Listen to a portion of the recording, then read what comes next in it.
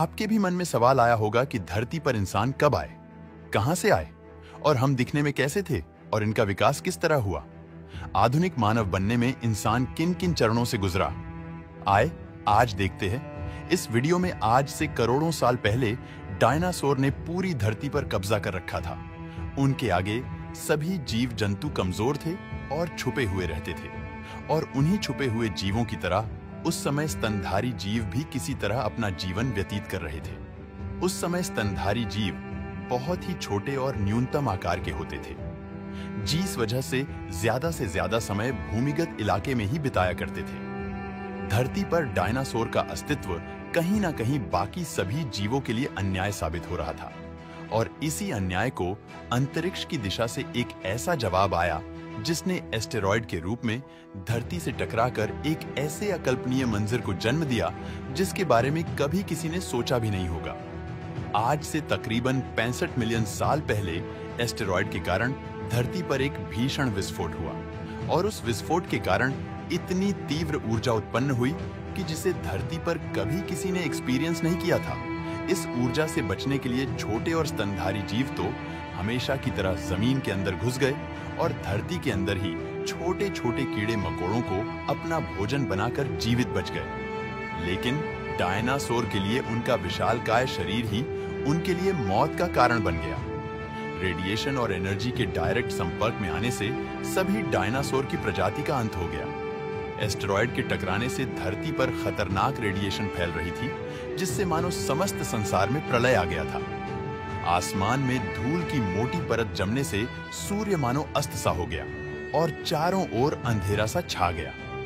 धरती पर सूर्य की गर्मी तो नहीं पहुंच रही थी, लेकिन एस्टेरॉयड के टकराने के कारण धरती इनिशियली काफी गर्म हो चुकी थी। एस्टेरॉयड के टकराने के बाद जब काफी साल बीत गए और सूर्य की किरणें फिर भी धरती तक नहीं पहुंची, तो इससे एक आइस एज की शुरुआत हो गई। फिर जब यह सिलसिला काफी लंबे समय तक यूं ही चलता रहा, तो इसका परिणाम ये हुआ कि धरती पर सभी पेड़ पौधे मुरझा गए और डायनासोर की प्रजाति पूरी तरह खत्म हो गई, और इस भयानक प्रलय के कारण प्रकृति असंतुलित हो गई, जिसके बाद केवल 5% जीव जंतु ही धरती पर जीवित बच पाए, जिनमें से अधिकतर जीव स्तनधारी जीव यानी मैमल्स की श्रेणी में थे। कुछ साल बाद धरती का तापमान बैलेंस हुआ, तो प्रकृति फिर से धीरे धीरे सामान्य होने लगी। पेड़ पौधे फिर से हरे होने लगे, और धीरे धीरे ऐसे ही परिवर्तन में कुछ नए जीवों का भी जन्म हुआ। इसी श्रृंखला में आज से लगभग 5 करोड़ 50 लाख साल पहले बंदरों का जन्म हुआ। लेकिन गौर करने वाली बात यह थी कि ये बंदर आज के बंदरों से बिल्कुल अलग दिखते थे। जैसा कि आप इस वीडियो में देख रहे हैं कि इनका शरीर आज के बंदरों की अपेक्षा छोटा था। मुंह आगे की ओर थोड़ा सा लंबा था और पूंछ गिलहरी की तरह ऊपर उठी हुई थी। जब इनका नरकंकाल प्रतीत विभाग वालों को मिला, तो उन्होंने इसी को धरती पर बंदरों का पहला रूप घोषित कर दिया। फिर धीरे धीरे इन बंदरों की शारीरिक संरचना में परिवर्तन आने लगा। इसी तरह जीव जंतुओं के साथ साथ धरती भी धीरे धीरे परिवर्तित और संतुलित हो रही थी। कुछ लाख सालों बाद वातावरण पूरी तरह से सामान्य हो चुका था, और दिन तथा रात अपने निर्धारित समय से पूरे हो रहे थे। ऐसे में कुछ जीव शाकाहारी थे जो प्राकृतिक चीजों से अपना पेट भरते थे, तो वहीं कुछ जीव जो मांसाहारी थे, वे धीरे धीरे शिकार करने की प्रवृत्ति में आ रहे थे। लेकिन सामान्य होते होते धरती पर फिर एक विपत्ति आई, जिससे अफ्रीका द्वीप के पूर्वी क्षेत्र में एक नई पर्व श्रृंखला बन गई, जिसे ईस्ट अफ्रीकन रिफ्ट वैली के नाम से जाना जाता है। इस पर्वत श्रृंखला के कारण मौसम में काफी परिवर्तन आया। वहां के जंगलों में हवा का प्रभाव बहुत कम हो गया, जिसकी वजह से जीव जंतुओं को भारी नुकसान पहुंचा। अफ्रीका के जंगलों में काफी समय तक बारिश नहीं हुई, और वहां की जमीन तथा पेड़ पौधे काफी हद तक सूखने लगे। नदियों में पानी भी नहीं रह गया। इन सब में सबसे ज्यादा संघर्ष वहां के जानवरों को करना पड़ा, लेकिन उन्होंने हार नहीं मानी। अफ्रीका के इन्हीं जंगलों में एक प्रजाति रहती थी, जिसका नाम था पिएरोलैपिथेकस, और आपको जानकारी होगी कि जानवरों की यह प्रजाति आगे चलकर हमारी पूर्वज बनी। जैसा कि बंदरों का स्वभाव है कि वे एक डाली से दूसरी डाली पर कूदते हैं, और इसके लिए वे अपने आगे के दोनों हाथों का सहारा लेते हैं, उस समय भी ऐसा ही होता था, लेकिन धीरे धीरे यह बंदर अपने 2 पैरों से पेड़ की डाली पर खड़े होने की कोशिश करने लगे और धीरे धीरे 2 पैरों पर खड़े होने की इनकी क्षमता मजबूत होती गई। समय में आगे जाकर जब उनका विकास हुआ तो इन प्रजातियां में भी अलग अलग रूप देखे गए। इनमें से कुछ तो चिंपांजी बन गए, जिन्हें हम आज भी देख सकते हैं कि वे इंसानों से काफी मेल खाते हैं, और कुछ प्रजातियां धरती पर उतरकर पूरी तरह से इंसान बनने के लिए धीरे धीरे विकसित होने लगी। इन सभी प्रजातियां में सबसे पहले अर्डिपिथेकस रामिडस पेड़ों से धरती पर उतरकर अपनी भोजन तलाशने लगी और जीवन जीने लगी। ये एक क्रांतिकारी कदम था, क्योंकि इसके माध्यम से आगे आने वाली पीढ़ियों को एक नई प्रजाति की धरोहर मिलने वाली थी।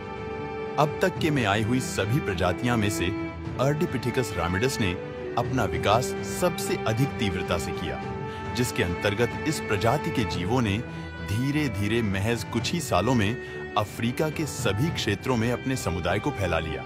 लेकिन अपनी पिछली पीढ़ियों से अधिक बुद्धिमत्ता होने के कारण ये सिर्फ अफ्रीका तक ही सीमित नहीं रहे, बल्कि इन्होंने अपनी यात्रा पीढ़ी दर पीढ़ी आगे बढ़ाई और फिर समय आने पर पूरी तरह से धरती के हर कोने पर निवास करने लगे। अपने बुजुर्गों के विपरीत ये पैरों से तो चलते ही थे, लेकिन इसके साथ साथ समय आने पर जब इनका शरीर इनकी आवश्यकताओं के अनुसार ढलने लगा, तब आगे जाकर इनके हाथ भी पैरों के समान लंबे होने लगे। और ऐसा इसलिए क्योंकि ये पहले पेड़ों पर लटकते थे तो इनके हाथों की लंबाई बहुत अधिक थी, पर जैसे जैसे इनकी वो आदत कम हुई, वैसे वैसे इनकी शारीरिक बनावट में परिवर्तन होने भी शुरू हो गए। फिर जब ये धीरे धीरे 2 पैरों पर ही चलने लगे तो इससे इन्हें शिकार करने में भी आसानी होने लगी, और इस नए परिवर्तन से इनकी ऊर्जा भी बचने लगी। धीरे धीरे इसी तरह इनमें बदलाव होता गया और इनका शरीर परिवर्तित होता गया। इनके हाथ पैरों की अपेक्षा छोटे होने लगे और इनके सिर की बनावट भी पहले की अपेक्षा बदलने लगी। इनकी खोपड़ी पहले आकार में छोटी थी, जो अब धीरे धीरे बड़ी होने लगी, क्योंकि इनकी बुद्धिमत्ता बढ़ रही थी। ऐसे में माना जाता है कि होमो हैबिलिस ही हमारे वो पूर्वज थे जिनके मस्तिष्क ने विकास करना शुरू किया था। धीरे धीरे उन्होंने बुद्धि के प्रयोग से नई नई चीजें सीखी, जिनमें से सबसे पहले तो उन्होंने पत्थरों को हथियार के रूप में इस्तेमाल करना शुरू किया। पत्थरों को हथियार की तरह प्रयोग करने से उनके हाथों की बनावट में परिवर्तन हुआ और उनकी उंगलियों में बदलाव देखने को मिला। होमो हैबिलिस ने ही सबसे पहले शिकार करना शुरू किया था, लेकिन अपने प्राथमिक युग में ये शिकार को कच्चा ही खाते थे, क्योंकि इन्हें पकाने की प्रक्रिया पता ही नहीं थी। लेकिन एक दिन उन्होंने पत्थरों को आपस में घिसकर आग की खोज भी कर ली। आग की खोज मानव विकास की शायद आज तक की सबसे बड़ी खोज थी। पहले तो मनुष्य आग से डरता था, लेकिन जब उसे आग का महत्व पता चला तो उसे बहुत सी सुविधा होने लगी। आग के द्वारा ये कच्चे मांस को पकाकर खाने लगे, जिससे इन्हें भोजन करने में आसानी होने लगी, और साथ ही साथ आग इन्हें ठंडे मौसम से भी बचाने लगी। जब इनकी बुद्धि में थोड़ा और विकास हुआ तो ये हर भोजन को पकाकर खाने लगे, जिससे इन्हें पाचन में आसानी होने लगी, और इनकी ठंड का सामना करने के लिए इस्तेमाल की जाने वाली वो ऊर्जा भी बचने लगी। इसके अलावा खाने को पकाकर खाने से इनकी कच्चे मांस को चबाने में लगने वाली ऊर्जा भी बचने लगी, और वही ऊर्जा इनके दिमाग के विकास में सहायता करने लगी। इनके दिमाग का विकास धीरे धीरे बढ़ता गया, और फिर आज से लगभग 2 लाख साल पहले की पीढ़ी है। बड़े दिमाग के साथ जन्म लेने लगी। इनके दिमाग के साथ साथ शरीर की अन्य आंतरिक संरचना में भी परिवर्तन हुआ, जैसे उनके गले की नली की बनावट भी बदली, जिससे उनकी आवाज में परिवर्तन हुआ। अब वे अपनी अलग तरह की आवाज निकालकर आपस में संपर्क करते थे तथा अपनी बात एक दूसरे को समझाते भी थे। इंसान ने खाना खाना, एक दूसरे से संपर्क करना, अपने आप को सुरक्षित रखना तो सीख लिया था, लेकिन अभी वह पूरी तरह से विकसित नहीं था। ना ही उसने अपने लिए घर बनाना सीखा था। आग के आविष्कार के बाद हमारे पूर्वजों ने पेड़ों के पत्तों और जानवरों को मारकर उनकी खाल से अपने शरीर को ढकना सीखा। फिर धीरे धीरे बहुत सारी खोजें कि जो एक मानव को सभ्य मानव बनाती है। मनुष्य की प्रवृत्ति निरंतर कुछ ना कुछ करते रहने की है, और इसीलिए आदिकाल से लेकर आज तक मनुष्य दिन प्रतिदिन नए नए आविष्कार करता आया है और आगे भी करता रहेगा। दोस्तों, आज का वीडियो कैसा लगा हमें नीचे कमेंट करके जरूर बताएगा।